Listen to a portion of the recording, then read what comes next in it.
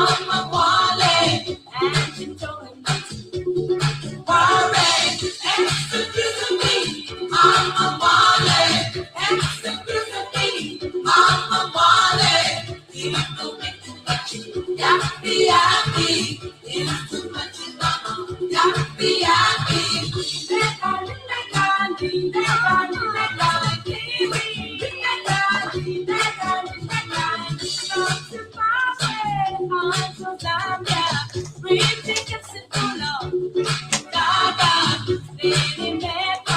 Mama Wale, and she told him not to worry. Excuse me, Mama Wale, excuse me, Mama Wale. People make too much, yappy yappy. It's too much, Mama, yappy yappy. Don't get this one game, it's still every shame. A client's guilty, but he's to blame.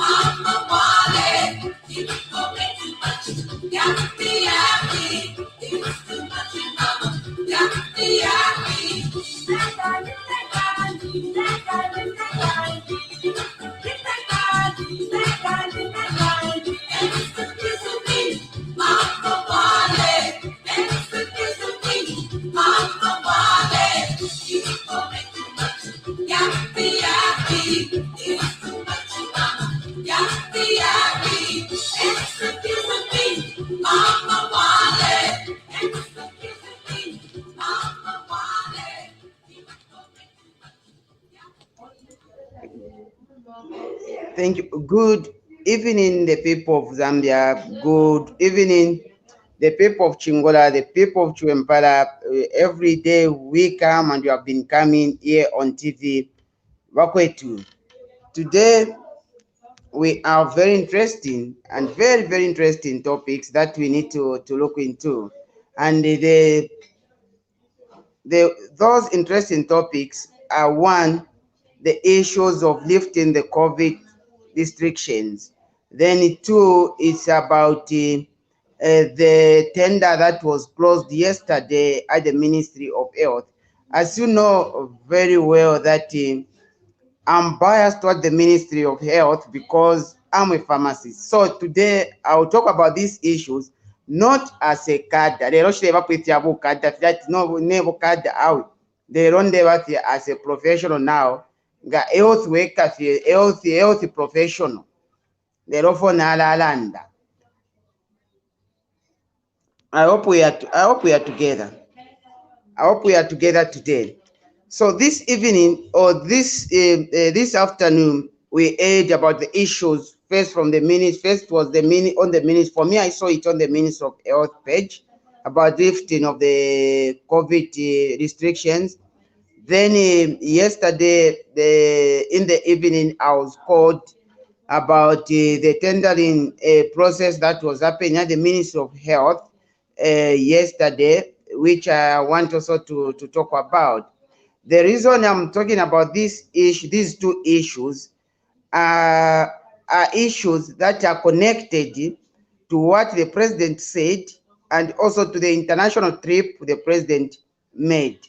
So coming back to the issue first, we should learn to understand one thing about the COVID-19. In 2020, last year, we lost a lot of our loved ones due to COVID. And we lost them due to the third wave of coronavirus. We had a lot of a lot of factors that resulted in us having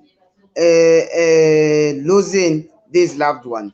We had issues of oxygen running out. We had issues of drugs running out. We had issues of people not knowing that they have COVID. We had issues of other COVID associated deaths that resulted in people dying. Now we saw that first we had the first wave that was in 2019 when COVID started. We didn't lose a lot of people, but we lost, yes, a number of people.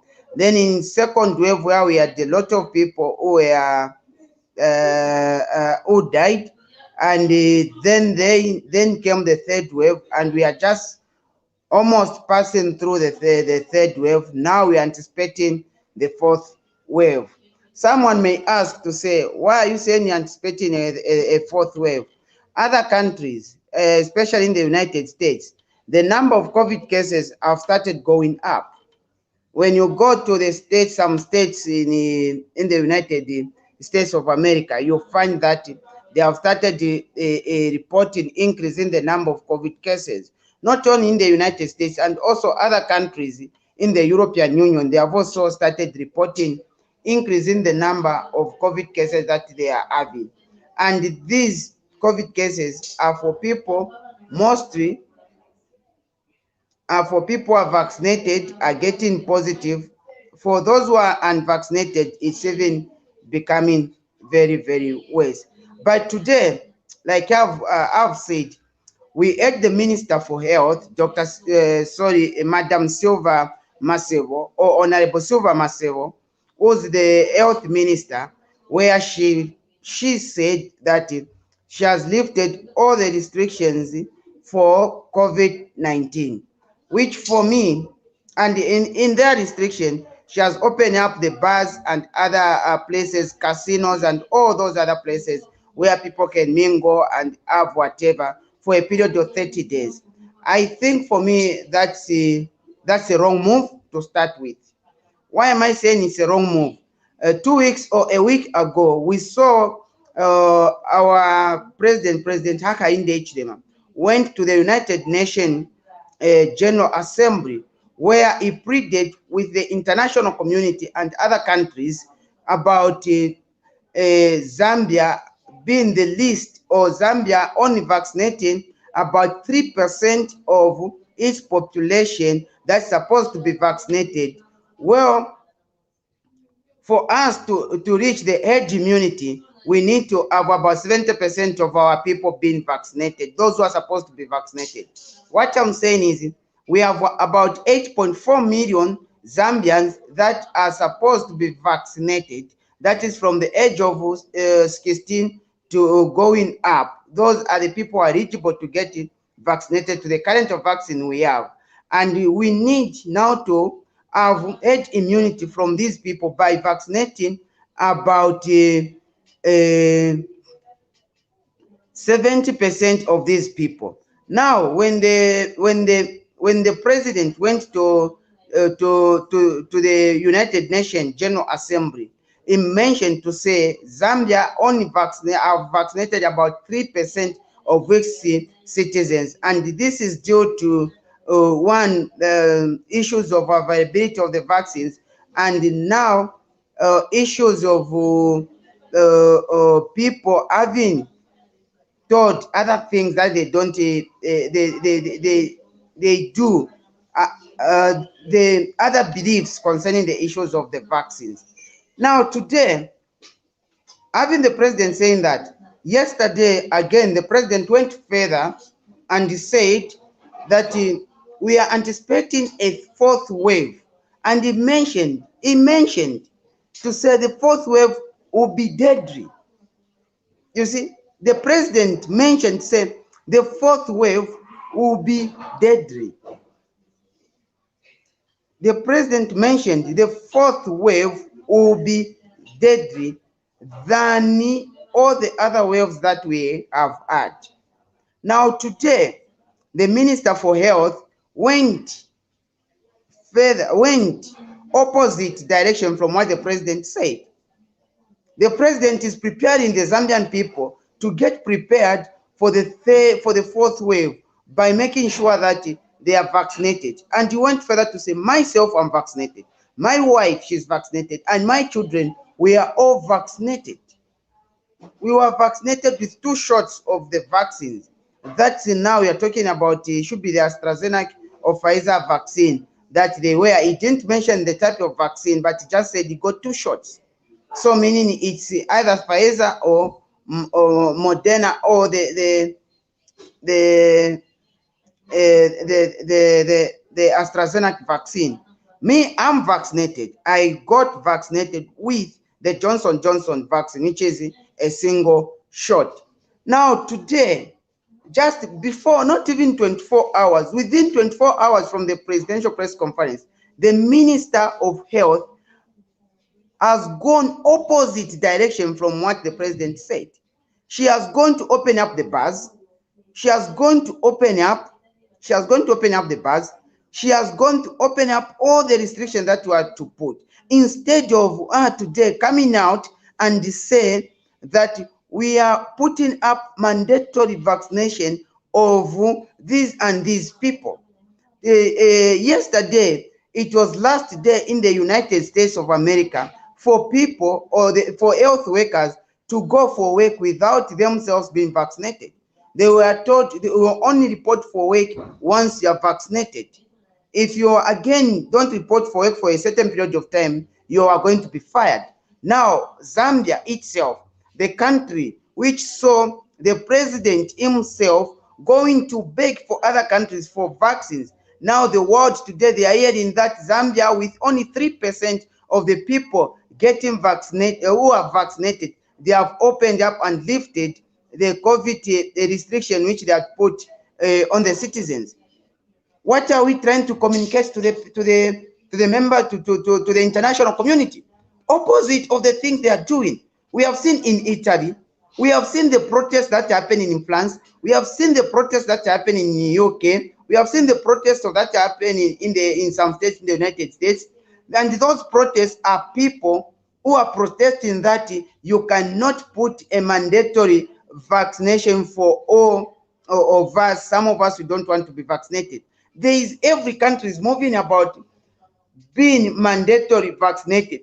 Well, us with our 3%, we say we are lifting up our restrictions. People can go to bars can open, casinos can open, whatever, all the mingling places can open. That's something unacceptable and going against all the international norms about COVID. And we know very well that COVID is spreading very fast. First, it was coming out from the droplets. Now it turned out to be like an airborne disease. So when you think very well, when you have COVID today, it is just within a week, your immune system deteriorates and eventually you find yourself dead. No wonder we are saying to say, let's all of us stand up and communicate and encourage our relatives to get vaccinated. But instead of sending such a message, the Minister for Health definitely been wrongly advised by a permanent secretary for technical services to say we can lift all the suspension because the cases we are receiving about 1%. Again, let's check ourselves. Against 1%, against what number? How many number of people are we testing on a daily basis? We are testing 5,000. We are testing 6,000. Then you are basing the 17 million population to only 6,000 tests you are doing. When did we do last time mass testing for our citizens? Are we seriously, have we gone further to check the levels or to check about how COVID has moved in our compounds? Have we done that? We have not done that. What basis did the minister use for her to lift the suspension for COVID? I think it's not adding up. The president, because of the attachment he has put on COVID-19, he has also created the presidential advisor on COVID. What is the job of that presidential advisor now? Because if a presidential advisor can watch the minister being misguided, being misadvised by our technocrats about lifting the COVID restriction, which will result in putting the risk of the 17 million Zambians, the health of 17 million Zambians at risk, then we have a problem here. The COVID advisor office in the office of the president is just about 3 weeks old.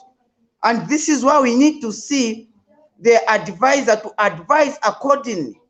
Now, where is the advisor to let the minister be misled just like that for a deadly disease like COVID-19?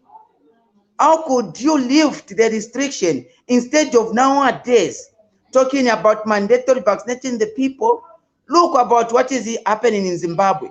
Zimbabwe, they have vaccinated a lot of people, and they have said to say for health workers, for you to report for work, you need to be vaccinated. This month, if I'm not mistaken, this month or this month end of October, we are going to expire a lot of vaccines for COVID. Well, we are only vaccinated 3%, and the minister goes further to lift the restrictions. I think that's something unacceptable. That's something unacceptable, and all of us, the Zambians, we need to stand up and condemn such act by the minister. And this is also another reason why some of us, we have continued calling for overhaul of the Ministry of Health. Because if those people mean well for the Zambian citizen, they would have not advised the minister like that. First, let me first make you understand the people the minister she's working with. One, these are the people who subjected the Zambian people to hand-B products, to counterfeit drugs, to counterfeit condoms. These are the people who wanted, if UPND didn't win, these are the people who wanted to bring a fake vaccine in Zambia.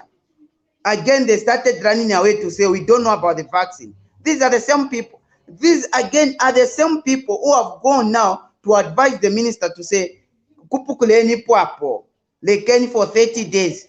Who does that? What type of science is that? We know very well that if today you have COVID, it will maybe show after 14 days or 7 days. Now open up the country for 30 days, where bars can open, whatever can happen. That's something unacceptable. The minister, what she's supposed to do is tomorrow, the minister should call for a press briefing and say she to apologize for lifting the restriction and put back the restrictions, and instead mention the mandatory vaccination of the Zambian people. We are supposed to hear the minister saying that the bars are open, the restaurants are open, but only to those people who are fully vaccinated. And you need to show your certificate that you are vaccinated for you to go in these nightclubs or to go in these restaurants, even to go in places like ShopRite and other places where people are mingling, even in going to markets. Not just coming up with only 3%. We are sending opposite message. The president goes and says, look, only 3% of my citizens are vaccinated. We need vaccines in Zambia. Well, the president, the people are digesting that message and trying to see how Zambia can benefit from the 500 million doses of the vaccine the United States of America has released to the developing countries. Then boom, the Minister for Health has gone further to open up the country to everyone. Now, what is that? We move 10 steps forward, the minister moves at 30 steps backward. That's something unacceptable. That's something unacceptable, and we need to condemn such. COVID is still with us. We still have number of cases that we still have number of positive cases that are coming out on a daily basis. We are only able to test 5,000 to 6,000 on a daily basis, for God's sake. These are the number of people we are testing, for God's sake. Can we use the 5,000 tests we are doing to say we can open up the country of 17 million, of 18 million Zambians? No, that's something unacceptable. we can say let's open up the country if we have about 50% of eligible or people are supposed to be vaccinated are vaccinated, not when we have 3%. This is very upsetting. That we may put now banon, feel unfished fushi, and feel carithia, and feel showing that we are not like serious at all in fighting this pandemic. We are not serious at all in fighting this pandemic. How could you go against what the president said? We go to the international community, we lobby for more funds, we lobby for more vaccines. We come to this country, you go and say, no, we are opening up, no need of whatever things, you can mingle. Well, every country, even the countries where we are asking for help, where we are asking for donations, them they are saying all our health workers need to be vaccinated. Everyone who wants to enter the public places, the bars, who wants to enter the markets, who wants to enter the shopping malls, they are supposed to show a vaccination certificate. What is so difficult by the minister saying that? Why the minister going in the opposite direction?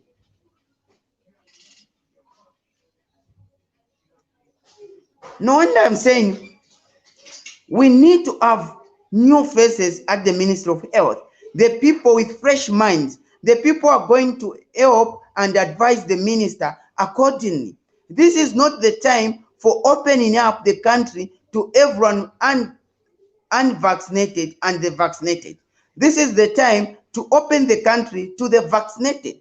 You leave the unvaccinated and push them to get vaccinated. We cannot be talking about, no, let's get prepared for the fourth wave. And we are saying that we are anticipating, first we said that we are anticipating a fourth wave by October. And for God's sake, this is 1st October. Then the month you are anticipating a fourth wave, that's the month you open up the country. Who advised the minister in such a way? That's something unacceptable. The minister needs to reverse that lifting of the COVID restrictions. She needs to reverse that and instead call for mandatory vaccination of all health workers, of all police officers, of all teachers, of all frontliners in different institutions and organizations. That's what we want to hear. Imagine by this month end, we have thousands of doses of COVID vaccines that will expire if people will not get vaccinated. Thousands of doses of the vaccine is going to get expired. What justification are we going to use to the people who are giving us? We know very well that all these vaccines that we are being given are donations, and these donations, they'll come, then we just see them get expired. Well, on the other hand, we go to the international community, to the same people, and they say only 3% of us are vaccinated. They'll say, what type of jokers are these? That's what they'll say. If they are crying on 3% getting vaccinated, then they have this number of COVID vaccines which they have expired. Then on the other hand, they have opened casinos, they have opened bars, they have opened all the places where people were getting the COVID from. And these are the people who are today talking about, no, we want some money to help us fight coronavirus, that we are ourselves trying to bring it upon ourselves. No, I think let's move with what the international community are doing. They are slowly moving or pushing their citizens to get vaccinated by having a mandatory vaccination for their citizens. What is so different from with Zambia? What is so special of us? With only 3%, you want to risk me who got vaccinated? And we know very well that even if you are vaccinated, it's not a guarantee that you cannot get the virus. The only advantage I have is the disease cannot get that severe. But now you are opening up. That's something unacceptable. That's something unacceptable. Our minister, Sylvia Masebo, Honourable Sylvia Masebo, Honourable Twalimitemwa. But the issue that's supposed to be done, here for much if you are wrong. If you are wrong, nephew, we need to condemn it, and we need you to see you to be more proactive in the fight against this virus than you opening up the country and bring more cases of coronavirus. So, madam, tomorrow, if it's possible, 8 in the morning, please, 8 in the morning, just reverse that decision. Reverse it. And not only that, also the presidential advisor on COVID, can you please advise the minister also over this matter and reverse the decision of opening up the country? Before we complain, before we find ourselves in a problem. We have been talking about our country being put or hit bad because of COVID-19. We are talking about our economy finding itself in bad situation because of COVID-19. Well, instead of pushing all our energies in terms of getting our people get vaccinated, but we push our energy in a wrong direction of us wanting our people get vaccinated, wanting our people get COVID-19. That's something unacceptable. That's something that we should all condemn. That's something that we should all have, all those NGOs that work in the Ministry of Health or that work with the Ministry of Health, come out and condemn. You are busy talking about, no, we are doing this, fighting COVID. The minister here, don't fear her, she's wrong here. Come out and condemn such the lifting of the restrictions for COVID-19. Condemn her and let her reverse that decision. Let her instead call for mandatory vaccination of all front liners in different ministries. We have teachers, they are frontliners. We have pupils, they are frontliners. We have health workers, they are frontliners. We have pastors, they are frontliners. We have prostitutes, they are frontliners. We have police officers, they are frontliners. We have shop attendants, they are all frontliners. Can we make sure that these people are mandatory or they are vaccinated, they are vaccinated as compared to opening up the country? Let's make sure that before you buy anything in ShopRite, before you are seen at the hospital, before you attend any school, you need to show your certificate of being vaccinated. That's what we want to see. Not at the end of this month. At the end of this month, we have the vaccine that are going to expire. Why are the vaccine going to expire? Because we have less people who are willing to take up the vaccine. So instead of us pushing for people to take up the vaccine, we are doing the opposite direction. Again, going against what the president guided yesterday. The president pushed for a political will. On the other hand, the minister goes and pushes away the political will. That is it, I can say. So that is now insubordination at the highest level. You don't do that. The president is scared of the fourth wave. Then you go and say, we are opening for 30 days. What can happen in 30 days? 30 days can turn all the business and everything in 30 days. That's not true. It can't happen. But instead, let's go for mandatory vaccination of all the front of all the frontliners in different institutions and different ministries. Then from there, we can go move on to push for other people to get vaccinated. If you are minister mwachita awe madam twalimitemwa but if decision yene ya wrong, can you reverse it by tomorrow? Coming back to the other thing, that before I bring it, I can see Dr. Barbara Chanda. She's there. She has joined me. The other thing that is there, yesterday the president mentioned to say that he wants to see Zambian being empowered, and he went on to give an example to say that instead of you get the money to buy a BMW, get the money and buy a machinery to make some juice and sell to other countries, sell to Congo. Stop seeing Congolese as enemies or whatever. See them as your customers. See them as your business, as your clients. See them in that. See money in these other countries that are coming to Zambia. Don't see them as foreigners or smugglers. No, see them as clients. That's what the president mentioned.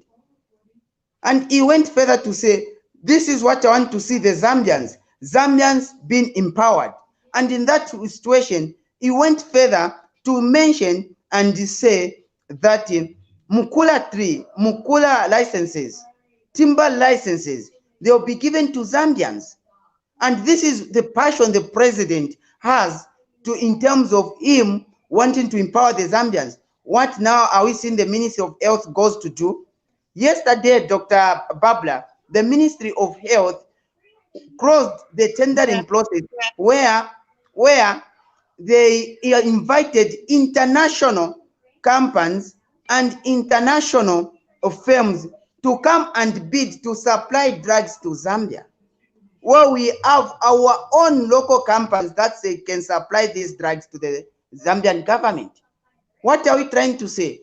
We are creating jobs for people who are living outside instead of focusing in creating the wealthy and the money to the people who are living in Zambia. Let me give you an example of the president himself. The president himself has businesses and he has invested outside and within Zambia. And all his profits, he spends them in Zambia. Despite all the pressure and all the brutal regime of the PF trying to fix him, he didn't move away from Zambia, but he stayed in Zambia and invested. And we have seen even how big his house is, which he has built from the money he got from these businesses. But now here in Zambia, the Ministry of Health goes and throw a tender for supplying Panadol to companies outside. So, Dr. Chanda, you think Zambian companies cannot supply Panadol? Jerome, I can see you're really heated up, and you're no, it's upsetting. The Ministry of Health is moving opposite, Doc. Yeah, anyway, I know. I truly understand. Yeah, absolutely upset. So today I'm going to be, because you're already upset yourself, I'm going to be the good cop in this process. So before we divest and go to different things, let's stick to one topic at a time. The first topic is the COVID. So you're worried about the COVID, that the restrictions have been lifted.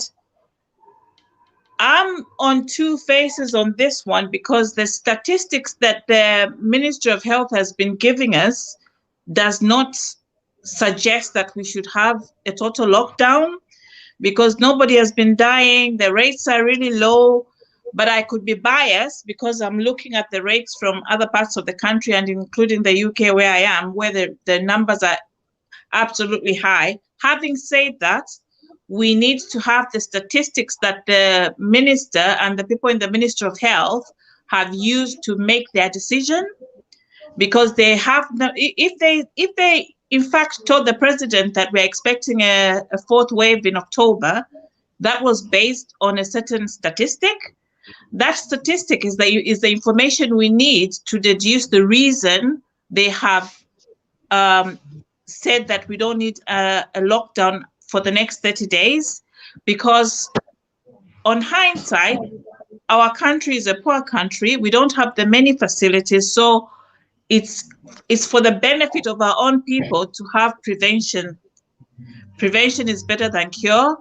We would rather our people are prevented from getting COVID, like you said. We would rather our people take the best use of the vaccinations, get the 70% of the, you know, of the immune, what you call it, the word has gone again. We want them to be covered so that when this COVID comes, it does not affect people badly. Now, there are certain people who don't understand about the vaccine. The vaccine does not stop you from getting infected. You could get infected even if you have a vaccine. The difference is your body would have learned to fight the enemy. The vaccine is simply soldiers that are introduced into your body to learn about your defense system in your body, so that when you have an enemy coming in, those soldiers will fight against the enemy. That's a vaccine. So it's of benefit that our people will have the vaccines. Now, it's really important that I'm trying to give a benefit of a doubt to the minister and the people in the Ministry of Health. I would really like to know the information they had, the statistics they had to make this decision, because ultimately it's a decision that is going to cost lives if things go wrong. It's really an important decision. And in medicine, it's always to err on the caution of safety. It's better to be wrong and people are safe than to be wrong and people die. It's better to say, you know what, we were on lockdown, the virus didn't even come, nobody died. It's better to have that than to have, we removed the lockdown, the virus came and people have died, because then you're gambling with human life.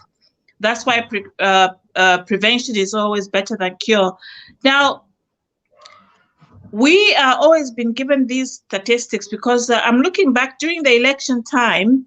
At that time, the COVID was slightly high.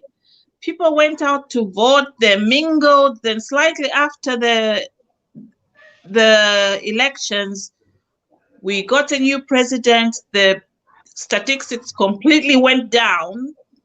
From where I'm standing, I'm also having a bit of a doubt in the statistics that we're being given, because if it's a real virus and the real infection as we've seen it elsewhere around the world, by the time people were mingling around, they would have the rates would have gone higher, but they didn't. But again, maybe the immune system of the people we are dealing with within Southern Africa is completely different from other parts of the world.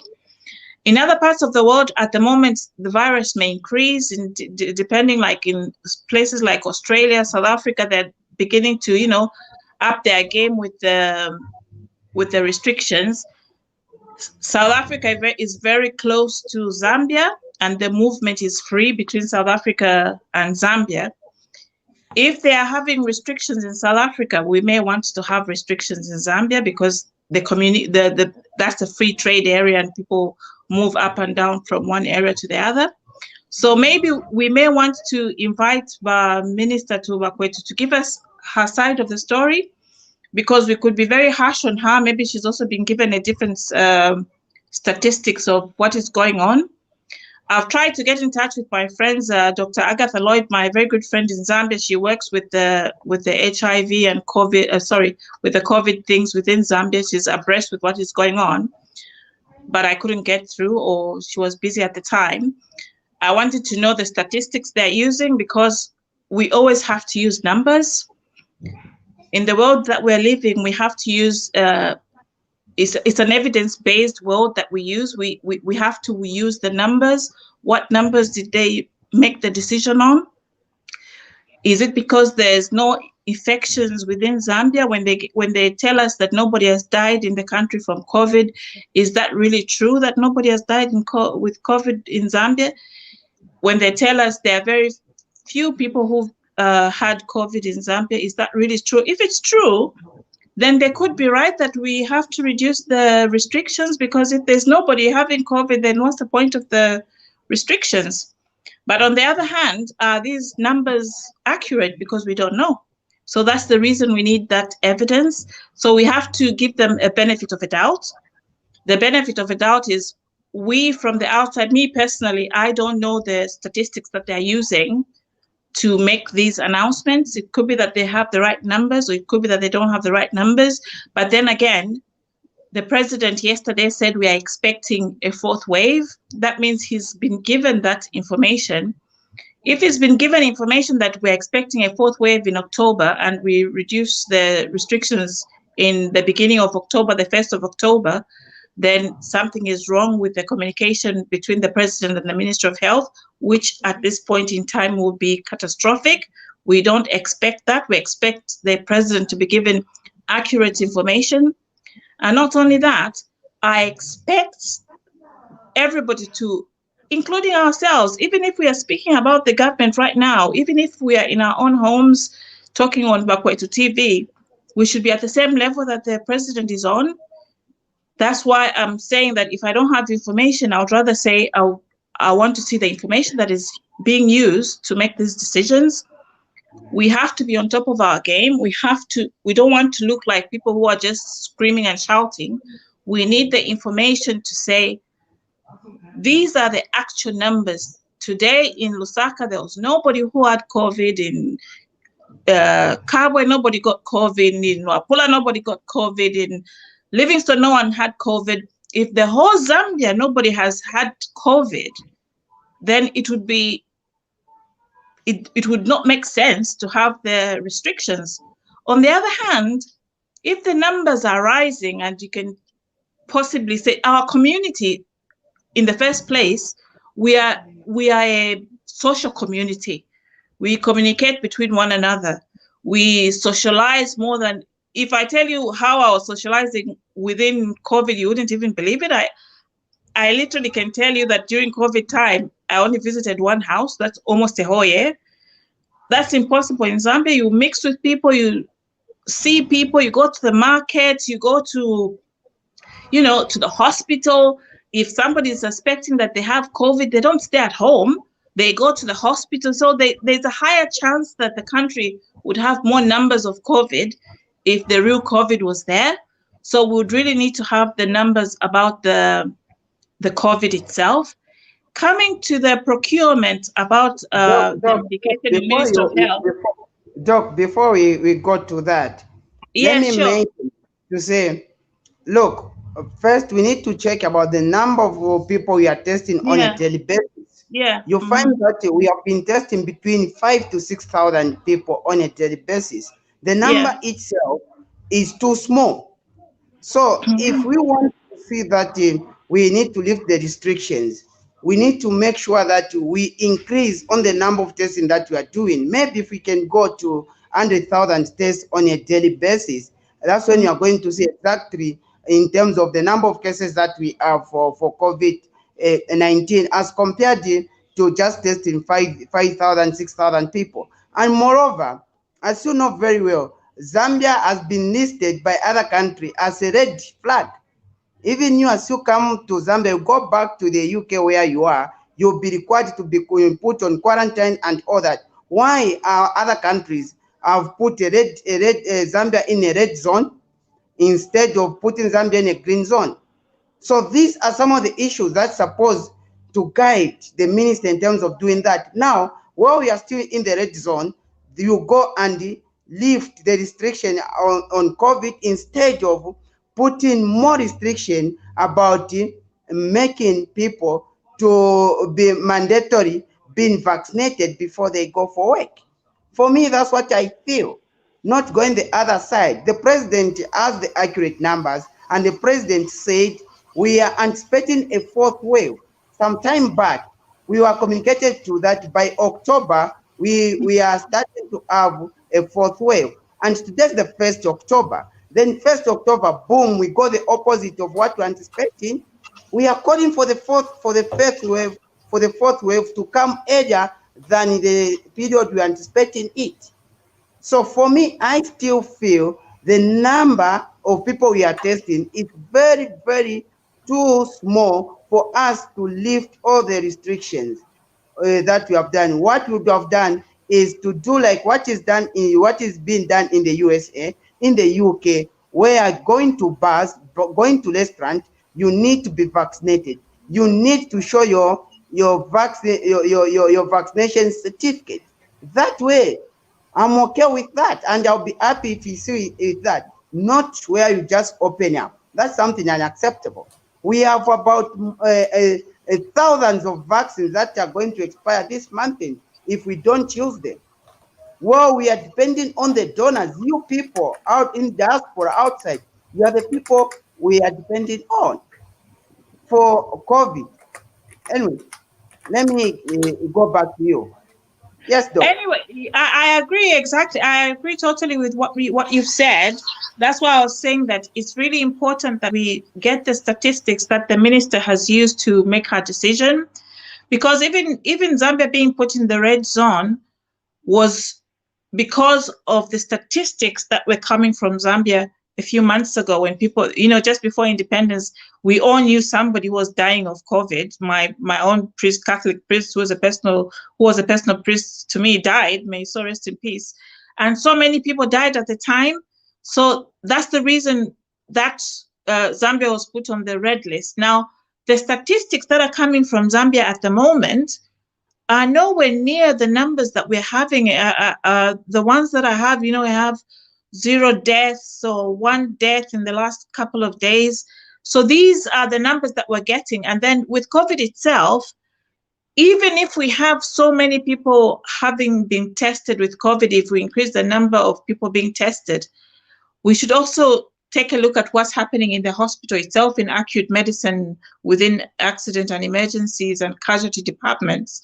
Are there people turning up with shortness of breath? Are there people coming up with symptoms, classic symptoms of COVID?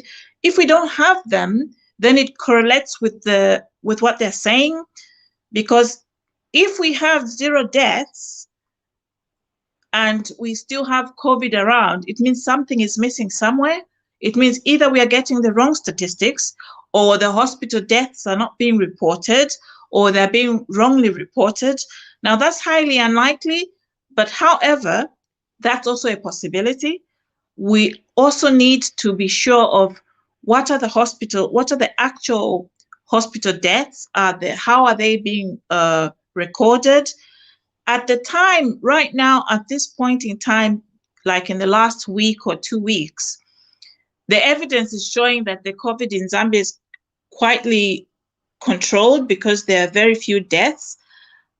My main worry is the president mentioned that we are going to get a 4th wave in October. So somebody has got those statistics, but Dr. Chilengi, who's more experienced than me in that area of statistics and infectious diseases, is next to the president. So he's probably given him the data of what is going to happen and what we would expect. I would believe that the Minister of Health is using the same information that the president is being given. So for them to decide that the restrictions need to be reduced for the next 30 days, they are probably having some statistics of some information. That's why I think it's best we invite the minister herself or the permanent secretary, somebody, to tell us the rationale behind this decision, because it's an important decision. We cannot underplay it. These are lives, these are Zambian lives that we're playing with, and we cannot play with any life. We've already seen so many people die. The people that we know about that have died of AIDS, most of them are the famous people that we know. But there are so many poor people who never got a chance to go to the hospital. There are so many poor people who never got a chance to be mentioned in the paper to say that they've even died. There are so many people who've died who people just said, oh, so many people have died from this same COVID who were not numbered. The unmentioned soldier, they are named COVID victim. So that's the reason we really, really need to be careful, because this is about life itself. I'm a survivor of COVID myself. I had COVID, so I'm very adamant. If this is something that they're using the statistics and there's nobody who has suffered from COVID and the numbers are low and there's no need to worry, then that's absolutely fine. If they don't have any reason, if it's a business reason, if it's something because somebody has just tapped somebody on the back and say, hey, we're not making money, we need to make money, lift this restriction, then that is something we need to be worried about. But we need the minister to clarify this. Her herself should come and tell us that, you know, I've lifted the restrictions because I got statistics because of A, B, C, D. We need that information. So that's why I know you are on the ground, Jerome, and you're a pharmacist and you know exactly what is going on. You know that there's vaccinations that have not been used and you're really angry. I understand your anger. That's why I feel the minister must really come on top of things and explain to the Zambian people and say, look, I'm not putting your life at risk. Look, I'm worried that some of you feel concerned that maybe your lives will be put at risk. The reason I did this is because of ABCD. We cannot have this discussion after anyone has died because we've got enough time to sort out this problem. Every single Zambian is valuable, whether they have 1 penny or they have 10 million. Every person has got a skill in Zambia, whether they've got 200 master's degrees or none. They are all part of Zambia. They are all part of our society. They contribute in their own different way. Everyone is a frontliner. It's not just the medical doctors who are frontliners. The people that are offering, the taxi drivers that are taking people to the hospitals are frontliners.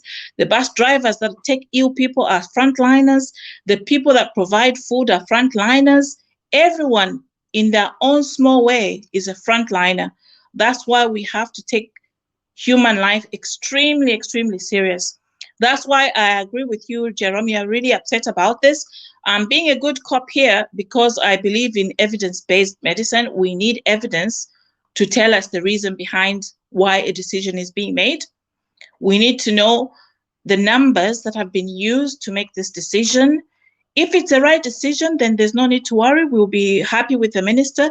If it's the wrong decision, then we'll be upset with her because literally it means she's putting Zambian lives at risk. And to be fair, a lot of wealthy people can afford to stay at home. It's a luxury to stay at home. It's a luxury to work from home.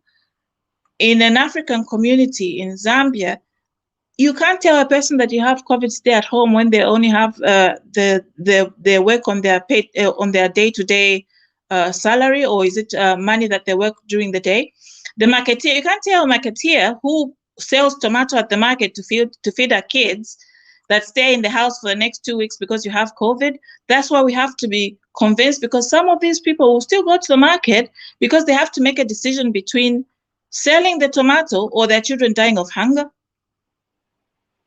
These are the tough decisions that our people have to make. That's why even our ministers, even the people working in the Ministry of Health have to take life serious.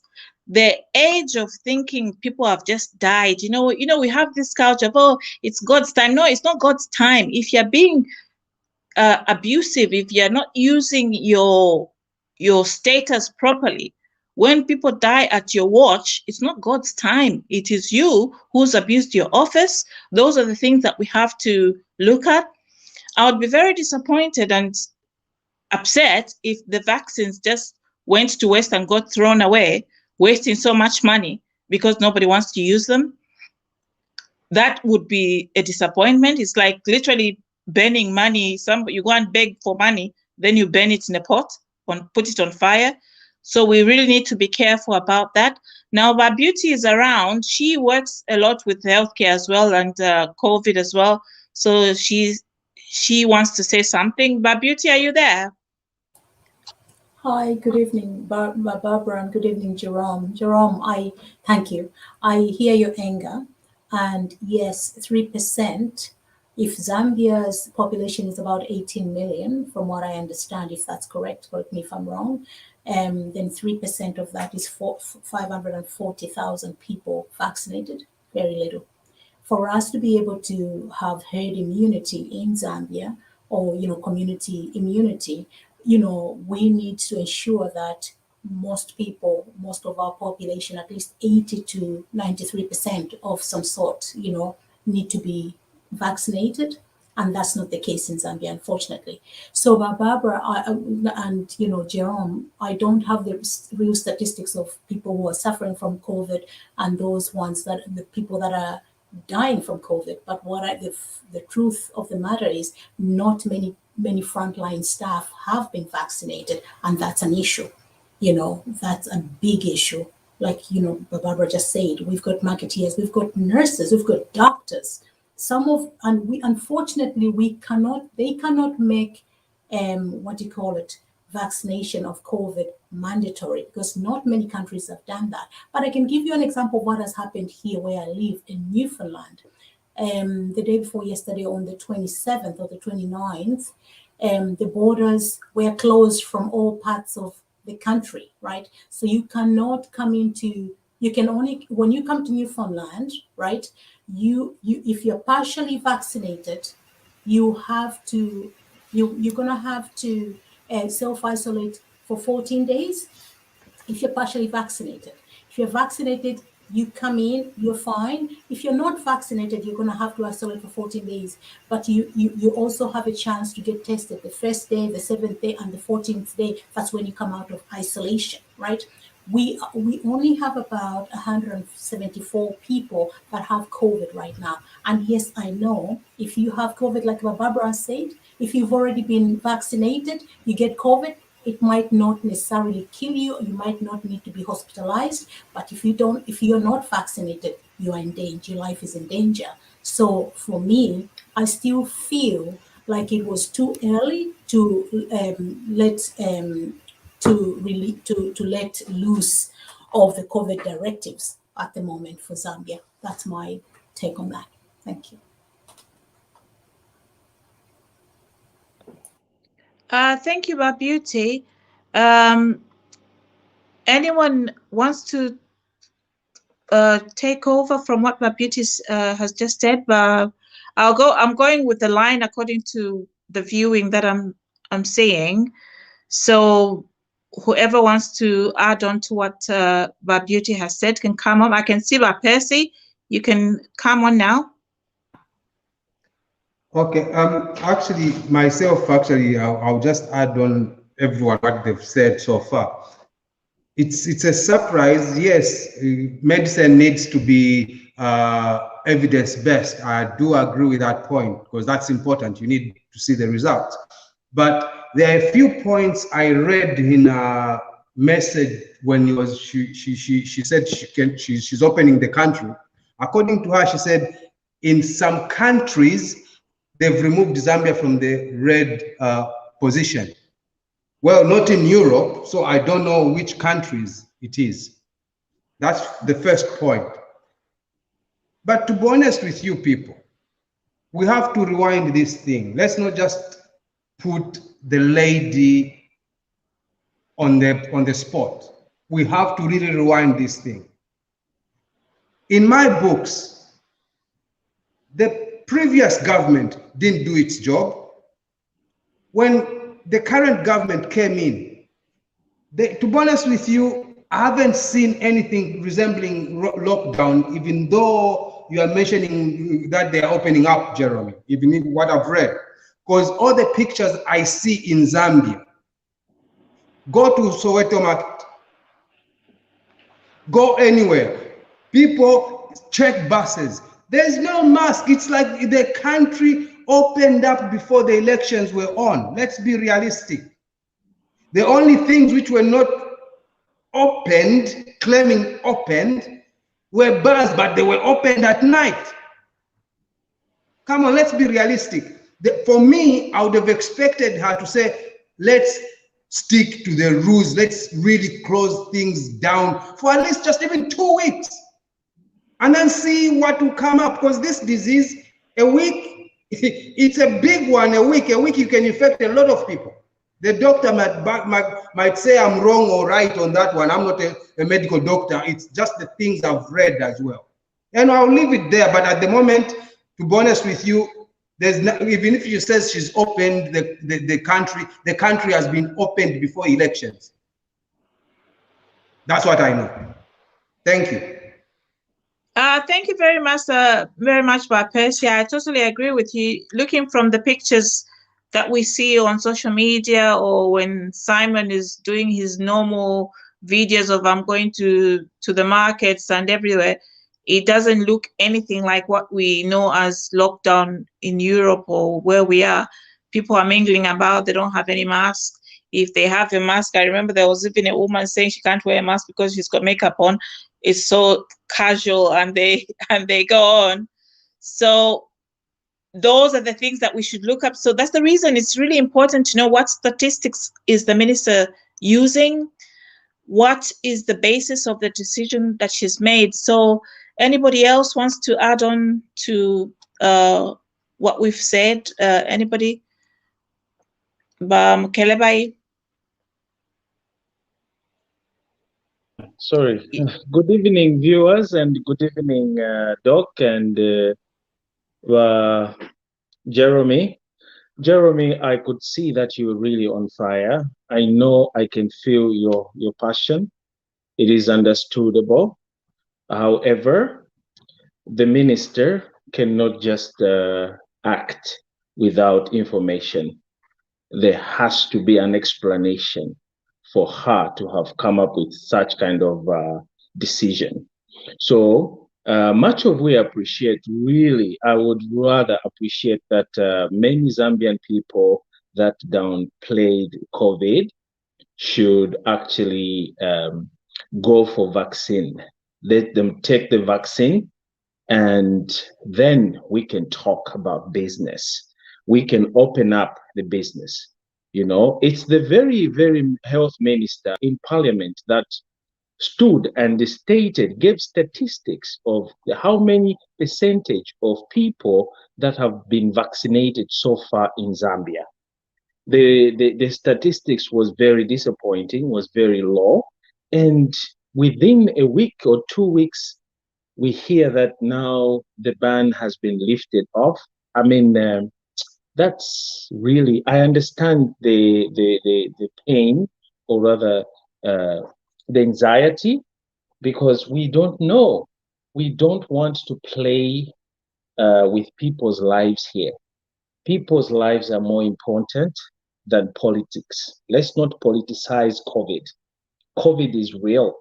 Even though we felt that the PF government may have played us.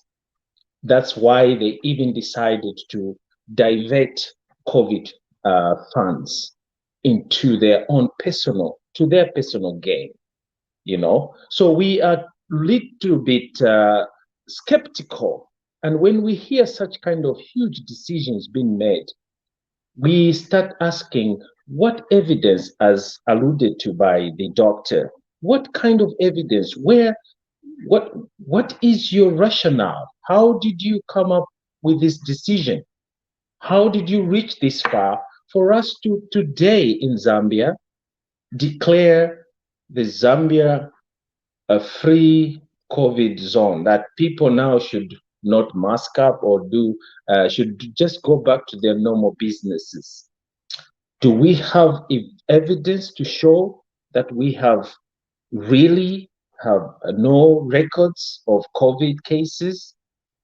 So, and let's not play on the mind of people that have been, that have thought COVID was a hoax, you know, because the moment we do these things, we're just giving energy to those people who had negative attitude toward COVID. That's why you, the minister in parliament, stated that we need to lobby, or we need to organize the community to speak, to allow people to go for COVID vaccination.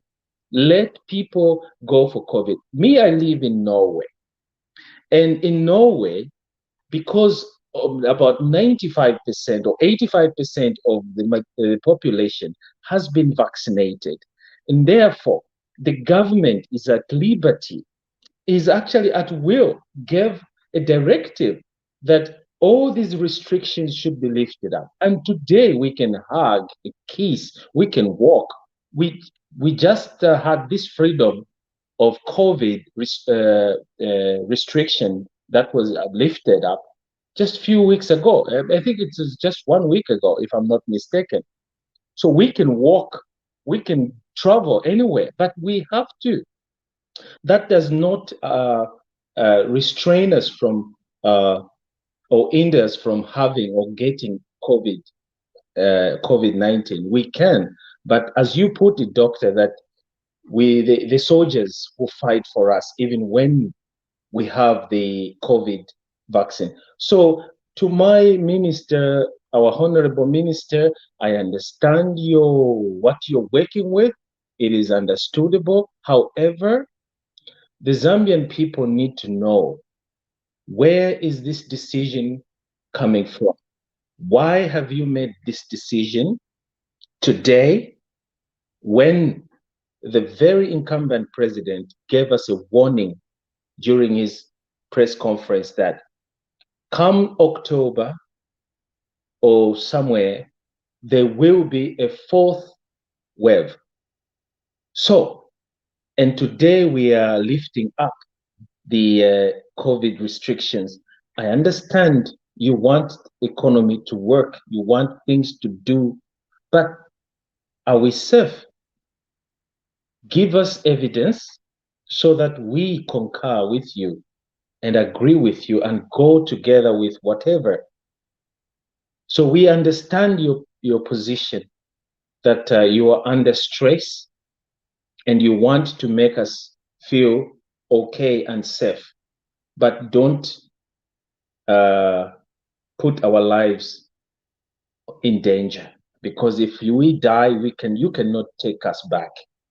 Our relatives have died of COVID, and we cannot take them back because of being misinformed or misinformed, in short, from the previous region. And we don't want history to repeat itself. Otherwise, if we are safe, we are in safe hands. Please go ahead and get rid of these restrictions. But if we are not safe, I would suggest that please come back to us and give us more information, especially the statistics, evidence to show. We want evidence before we stop putting on masks. Thank you. That's my take, doctor. Thank you very much. You've really said everything that we needed to hear, because the bottom line is we want to know, where is the evidence coming from for making this decision? Are we putting our lives at risk if we take up this decision? And that's really important. I'll go to Vanyuma because this lady's mattering in this, and I haven't been with her in the show before, so she's new. Vanyuma, what's your take on the lifting up of the restrictions in Zambia? Hello, good morning, good afternoon, and good evening to everyone. Am I loud? Can you hear me? Yeah, we can. Sure, go ahead. Go for it. Oh, thank you. I appreciate the chance to speak and to come through. So for me, what I would say is I was listening at first in the background, and I could hear that Jerome was on fire, and he was really angry with the decision the minister has taken. But I think for me, what I would say is, I mean, we do not really have to wait until it's a fourth wave. There's nothing like there should be an alarm for us to know that there's a fourth wave coming. When we were in the first time when coronavirus hit, we were told there was going to be a second wave. So definitely there was a door for the third wave. Definitely there was going to be a door for the fourth wave, sixth. Who knows? We might even reach a 10th wave. We don't know. But what I want to say is, from the time the coronavirus started, the way it's been managed, the first time when in South Africa was hit, when they knew that somebody is sick in a certain province, they were supposed to lock down that province, manage it from there, then, but they didn't do that until it went to all the other provinces. Definitely, if they were going to lock down one province, people were going to be talking, why are they locking down this province? Why is this happening? We all know that there was going to be a fourth wave. The minister is not even supposed to announce it or what. The only thing is, how soon are we going to have the fourth wave, I think. But the fourth wave is coming. The fifth wave is going to come. The sixth wave is going to come. The only thing they're going to do is, you can't, what Jerome was saying is we need to have a mandatory, a vaccination mandatory, a vaccine where every person has to be vaccinated. I don't think that is going to be possible, because other people, vaccination is personal. The same thing with religion. Other people, these things, it goes even as far as religion where vaccination is concerned. And if you're going to force me to have vaccination, and I'm not against vaccination, by the way, I'm just saying there are other people who do not understand fully this vaccination. So if you're going to say every person has to be vaccinated and it has to be mandatory, I don't see how that is going to be possible. People until now, they are still debating whether Jesus Christ was crucified on the cross or on the tree. People until now, they are still debating whether Trinity is real or is not. People until now, they're still debating whether it's in the name of the Father, in the name of the Son, if it's real. This vaccination, it goes to some other people. They've got a weird theory about 666, mark of the beast, So how are you going to get those people who are in that situation to get to be vaccinated if you want it to be mandatory? So other people, it's personal. So for me, I feel like as we are debating whether it should be mandatory or not, let's make sure that we contain this thing by the way we treat cholera. When there's cholera in Zambia, there will be soldiers all over. No one moves around. No one, when it reaches a point where it goes beyond, there'll be soldiers, there'll be what? Why don't we do a mandatory of making sure that every person should wear a mask? Every shop and every bank, every what, as long as it's a premises, should have a it should have sanitizations. They should sanitize. They should have a form of sanitizing from the entry of a shop, a bank, or whatever it is. And every person should wear a mask. Where, as long as you are in public, the moment you leave the premises of your house, wear a mask.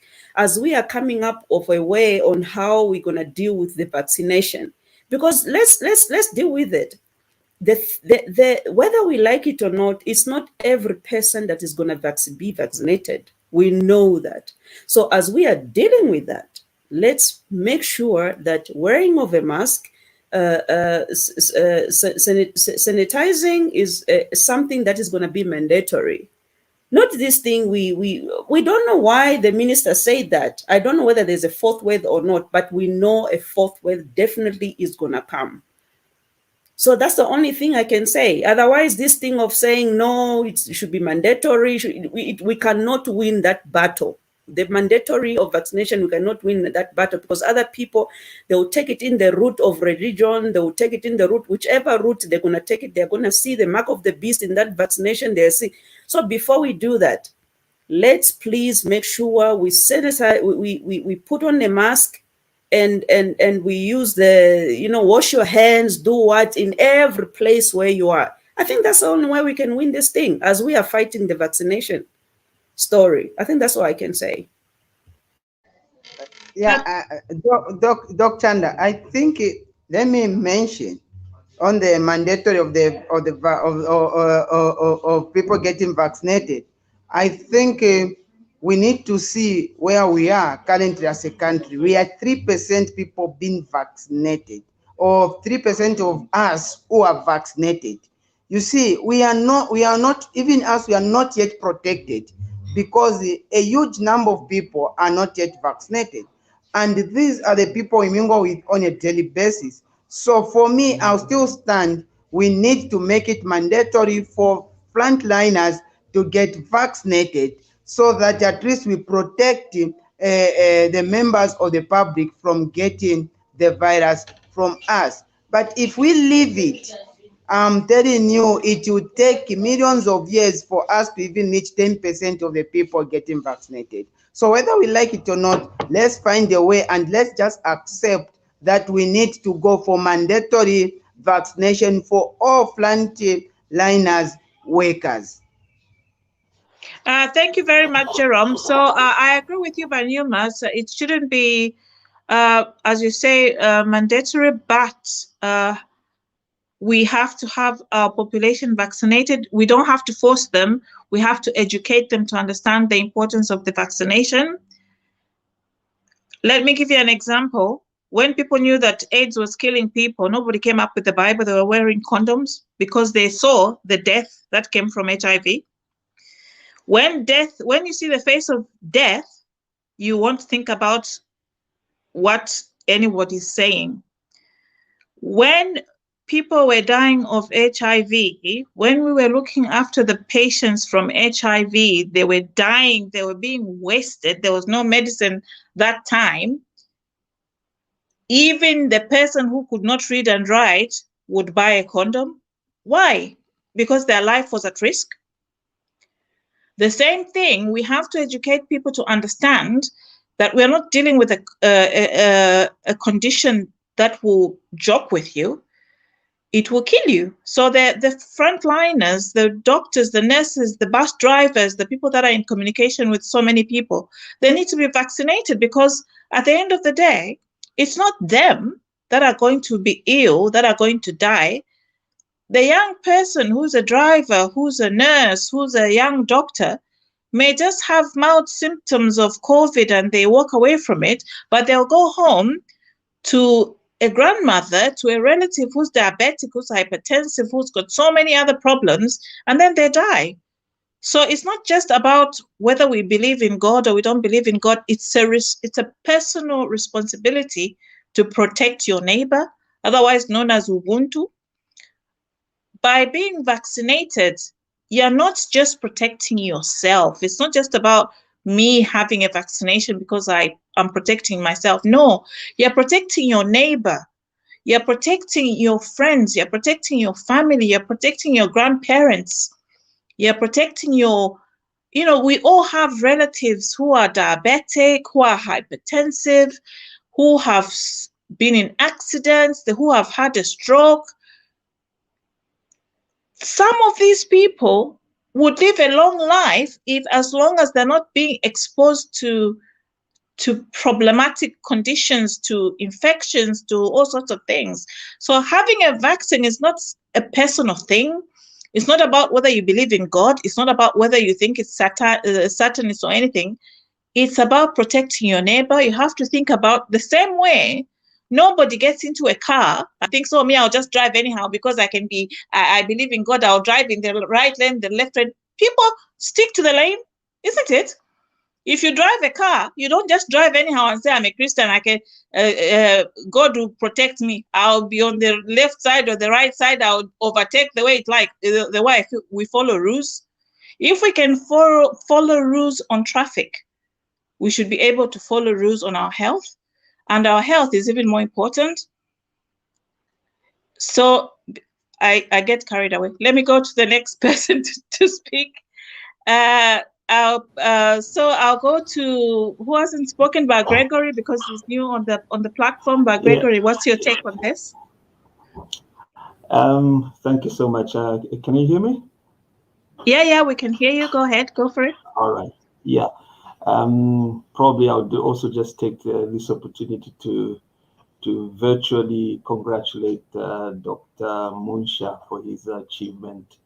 I know I did follow his presentation, and it was fantastic. So Dr. Munsha, well done. You are an icon, a beacon. So thank you so much. Yeah. The subject of discussion, really, I think so much has been said so far, and I do agree sentiments that are coming from either side. And my take and my contribution would be, really, I think on the decision that the minister has decided to take, she didn't do it just because she had to do it. I'm sure she based the decision or the announcement on information that was presented to her. So they should have looked into facts that were presenting themselves, and therefore, considering what was at hand, they had to take a decision as a government to see how best they can propel things and lay a foundation. Now, there could be a history to this whole thing. I did listen to Minister Masebo's presentation in Parliament.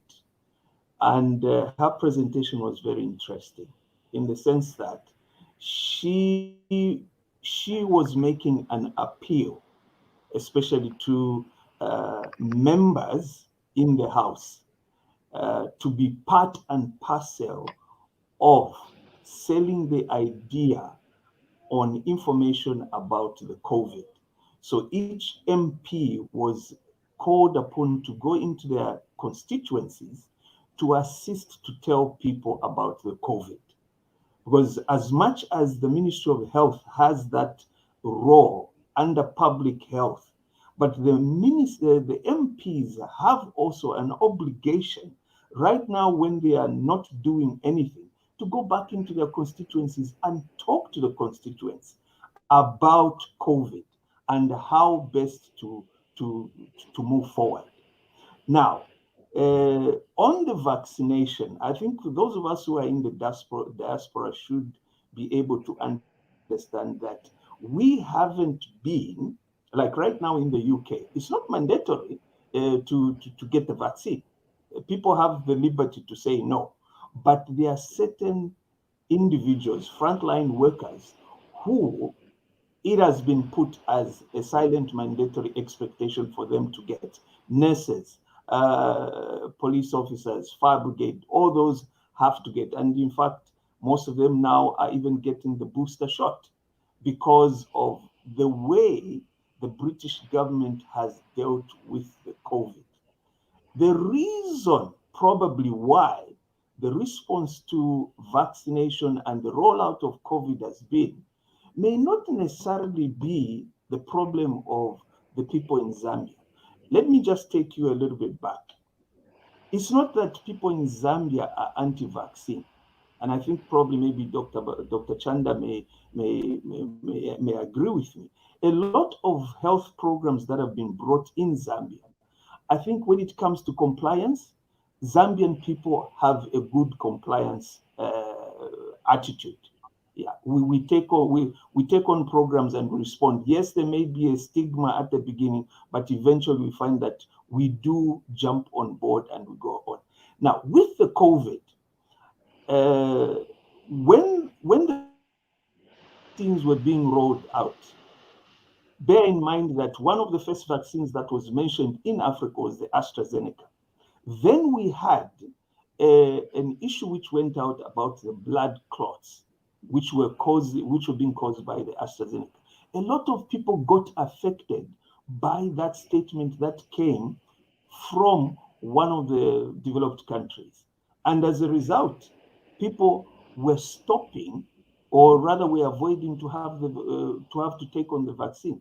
I do have information, like there's one colleague of mine who Ministry of Health had actually distributed these vaccines into certain places. And in one place, 400 doses of vaccines were sent. Out of those 400 vaccines, only 2 people got vaccinated. When others were consulted, they said, no, we don't want to take the vaccine because of the blood clot. So that statement that came from the developed countries at the time did affect the uptake issue of vaccines. Right now, as much as we may talk about people being Christian or whatever, there is this issue that still has to be sorted out. So therefore, Ministry of Health has a bigger job to roll out vaccines, because at the end of the day, people are still struggling with this issue of saying, are these vaccines that healthy? So one of the pleas that but Gregory, you need to wrap up a little bit, because Dr. Kazila has warned us that we are taking so much time with each person and All maybe right, not all allowing right. other people to speak. So wrap up a Yeah, little bit quicker. So basically, I think as far as the statement is concerned, I think I won't dwell so much on that. She must have had the reason to deal with that. And by the way, we are going into summer. Probably they looked at the figures. Maybe the COVID won't be as much in the summer season as when it is winter. Thank you so much. Okay, thank you very much for your contribution. I won't make any comments. I'll just go straight to Gladys, and then after Gladys, we can have Pandey. I think he's been waiting for a while. So Gladys and then Pandey, then we can go to Jerome afterwards if he can make a comment on what everybody will say. And then after that, we can have Patrick to sum up with everything else. Gladys? Yeah, thank you And so much, myself. Barbara. Pardon? No, sorry, I forgot you. You come after Patrick, then you before Patrick, whichever you agree between yourselves, whoever want to make a summary of what we're talking about. So Gladys, go on. Thank you so much, Barbara. Good evening, viewers, and good evening, everybody. I, for one, I can contribute to say that my opinion, I feel like Zambia is lacking sensitization because there's also a lot of there's a lot of conspiracy going around, just like when HIV/AIDS started, and I don't know how much test capacity Zambia has. Because if they are threatening of that there will be the fourth wave, I think then the Ministry of Health should be able to be preparing to say that they can put up some test centers where people can be going and test probably each and every second or every third day. And I, for one, I would say that you cannot force people to be vaccinated, but the least you can do is to prepare them, put up those test centers, and let the people test each second day, and also make sure that in the public places like bus stops and also in the buses, there's social distancing and people are wearing masks, not the way people are sitting in the buses. They are very close to each other, and have clean water, because hygiene also is the most biggest problem looking at our population. There is no, in many places in the shanty compounds, we don't have running clean water. So that is also another big problem. And also knowing that Zambia, some people who are probably have got bigger pockets, they'll be able to shop online, which we lack in Zambia if there has to be either partial lockdown or total lockdown, because then it will give us, and it will give the Zambian people to have access to shopping online and stay away from big gathering. But since we don't have much of that, that's why I think the Ministry of Health should put up those testing centers so that everyone has got access to testing centers, and they have a COVID negative certificate if they are going into public areas where they have to gather to avoid a lot of transmissions. Thank you.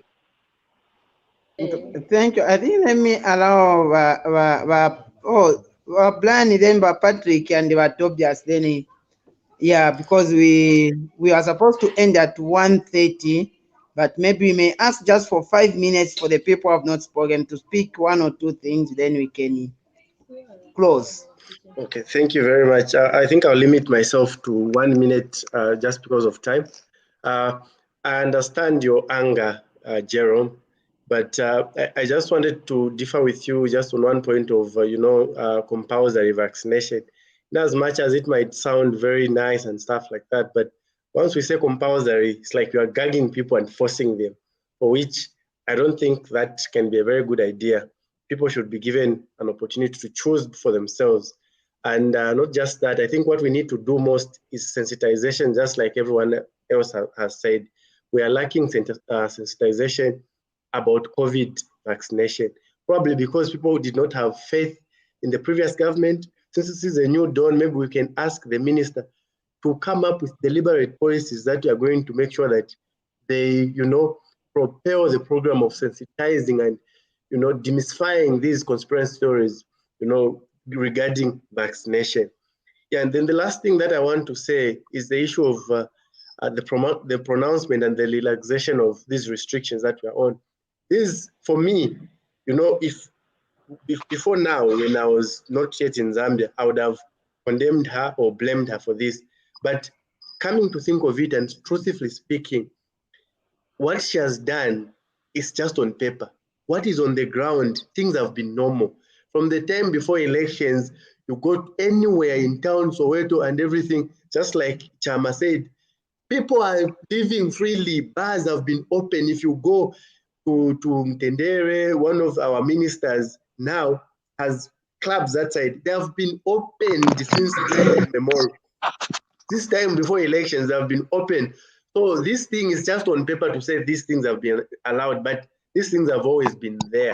So in a nutshell, I don't want to belabor the points that have all just been spoken about, but it's just to say we just need to make sure that we sensitize on the vaccination more especially.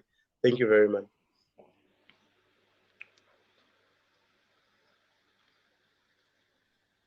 Thank you very much. Thank you, Bampande. Is Jerome there? Oh yeah, carry on, Jerome. Okay, I said Patrick, then Tobias, so that we just have about 4 minutes for us to wrap up. Let Tobias talk and then I'll finish. Okay, Tobias, then Patrick will finish. But before Tobias speaks, remember we've got people, we have to read some comments as well, so put that together as well, please. Okay, thank you so much, Jerome, and thank you so much, Barbara, and thank you so much, Bakwetu family. I think I won't speak for too long. I just want to say I think we must allow the scientists to lead us, and I think the scientists have already